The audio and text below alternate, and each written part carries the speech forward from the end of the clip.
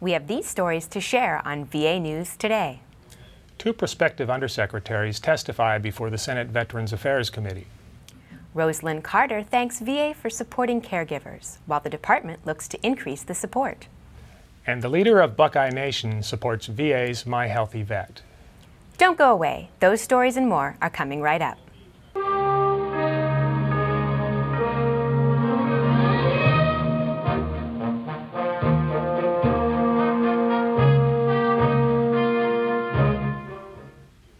Hello, I'm Dan Bruneau with the VHA Office of Communications. And I'm Leah Mazar with VBA's Compensation and Pension Service. Thanks for joining us today. At production time, the Veterans Affairs Committee had still not taken a vote on the confirmation of nominees for the Office of Memorial Affairs or the Veterans Benefits Administration. The committee held a confirmation hearing on April 6th for Acting Undersecretary for Memorial Affairs, Steve Murrow, and the nominee for Undersecretary for Benefits, retired Air Force Brigadier General Allison Hickey. If the committee approves Murrow and Hickey, the full Senate must approve their confirmation. Here is some of their testimony from the hearing. I believe that my past experience makes me highly qualified to manage the complexities and challenges of the claims transformation efforts currently underway at VBA, as well as other areas vital to our veterans' benefits. If confirmed, eliminating the disability claims backlog and accomplishing the Secretary's goal of having no veteran wait more than 125 days for a quality decision with a 98% accuracy rate would be my central focus. NCA's accomplishments are due to relentless focus on three goals: fostering a culture of accountability, maintaining our national cemeteries as national shrines, and most importantly, meeting and exceeding the expectations of the veterans and their families in the one chance NCA has to serve them as we commit their loved ones to their final resting place. During my 33-year career, I have expanded burial access to nearly 90% of the veterans. Benefit for a burial option near a national cemetery or state cemetery within 75 miles of their residence. We have incorporated state-of-the-art technology for record-keeping and claims processing. We have instituted organizational standards and performance measures across all business lines. Former First Lady Rosalind Carter has been a caregiver to friends and family during much of her life and is a big supporter of what VA is trying to do in support of caregivers of veterans. Here's a video she asked to make. My interest in caregiving goes back to my childhood, when I was deeply influenced by how chronic illnesses affected and shaped my family, and by the heroic and selfless efforts of healthcare providers and family caregivers. The Department of Veterans Affairs recognizes the significant sacrifices the family caregivers made so that veterans can remain in their homes despite significant healthcare needs. Caregivers are valuable resources, providing physical, emotional, and other support to wounded and ill veterans. Supporting veterans and their families at home is critical, and VA has long recognized the importance of providing support to family caregivers. In fact, the backbone of our country's long-term home-based and community-based care systems is the family caregiver. Vital VA programs such as home-based primary care, in-home nursing, respite care, and a full range of provided equipment allows veterans to remain in an environment that is comfortable, surrounded by family and friends. With the signing of the Caregivers and Veterans Omnibus Health Services Act of 2010 into law by President Obama, VA can now provide even more caregiver support services and benefits to eligible family caregivers. The Rosalind Carter Institute for Caregiving recognizes VA's commitment to providing support to family caregivers. We look forward to continuing our strong partnership with the Department of Veterans Affairs to provide family caregivers with the support and resources they need to care for our nation's veterans at home.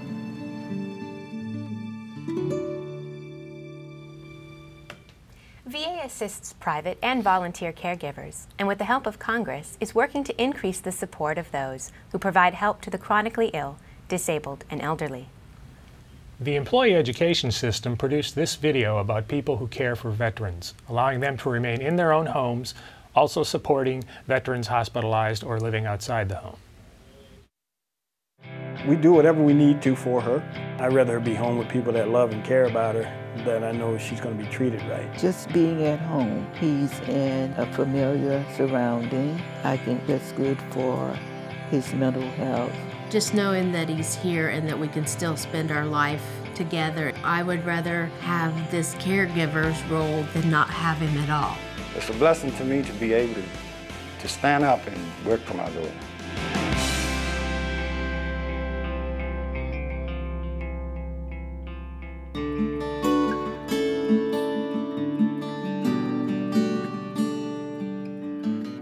Caregivers do a wide range of different things.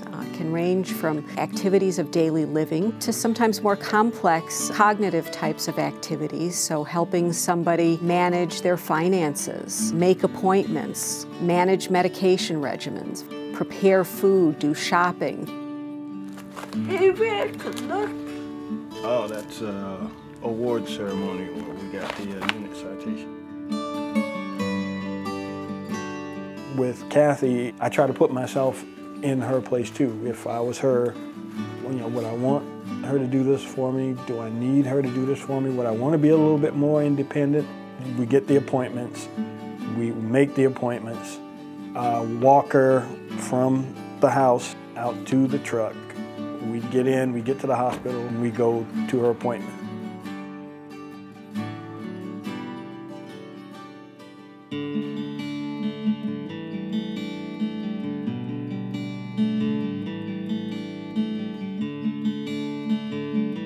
When you visit her, what progress you having, what progress she's having. We have to report that to stay legally her guardian. As far as conservatorship, you have to deal with all bank statements.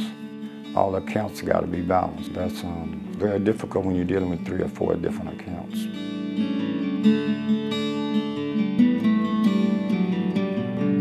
This is a typical day in my life trying to get stuff situated around for him, especially with pharmacy.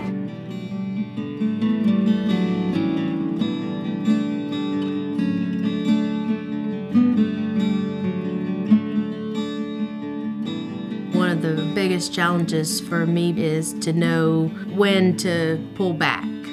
Sometimes Brian needs help and sometimes Brian doesn't need help, and just figuring out where that even keel is. And that's not because of Brian. Some of that has to do with me. Your sunglasses are in here.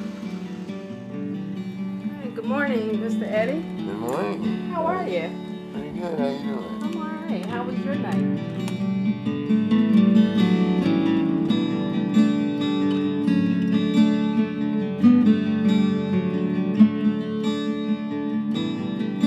In order to accommodate his immobility, the VA installed a Horcher lift.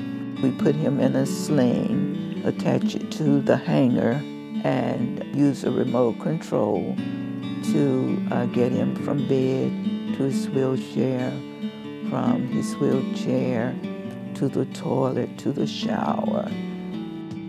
One of the ways that we can provide a break for a caregiver is to send a homemaker home health aide into the home. And we provide 10 hours a week of homemaker home health aide services for this veteran and the caregiver. These are folks who come into the home and help this veteran with his bath and help do his laundry and change the bed linens and so forth, which really can take a significant burden off of the family caregiver. We send our home-based primary care team into the home, so the veteran has home visits by physicians, social worker, nurses, physical therapist. We take advantage of all these programs. There's a program for a motorized wheelchair, which they gave us.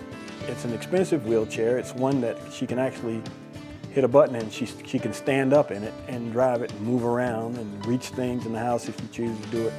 The program gave us a smaller, lighter weight wheelchair that we can use when we travel.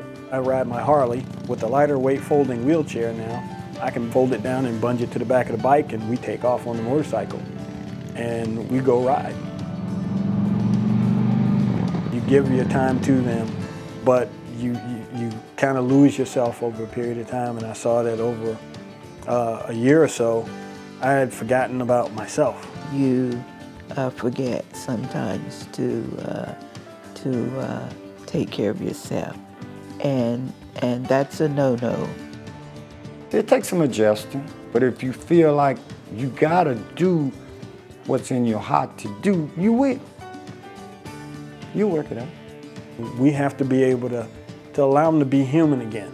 We are looking at the glass maybe half full instead of half empty. Just knowing that he's here and that we can still spend our life together and still share memories together and grow old together, that's important. We deal with it. We deal with it with a smile. Keep on going. Learn more about VA caregiver support and how we're helping those who care at caregiver.va.gov.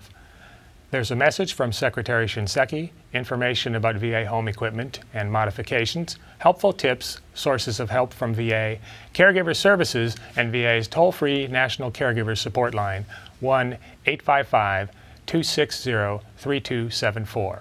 The 2 videos you just watched are also at the web address. Every autumn in Ohio, you can count on certain things: the leaves changing color, the nights getting cooler, and of course, the Ohio State Buckeyes football team taking the field to cheers of fans throughout the state. And now, Ohio State head football coach Jim Tressel recorded a 30-second PSA to promote VA's My Healthy Vet program. Take a look. We're so proud of the brave men and women who have served our country. Like my father, Lee Tressel, who served during World War II, you've served our country. So now let the VA serve you. VA My Healthy Vet. My Healthy Vet is the VA's anytime, anywhere online access to your health care. Through My Healthy Vet, VA patients can access personal health records, order prescription refills, and much more. So register today. Go online or call the number on your screen to start receiving the care you deserve. Registering for My Healthy Vet is easier than ever. You can do it online and at your local VA facility. Make sure you have access to VA healthcare and information 24 hours a day, 7 days a week.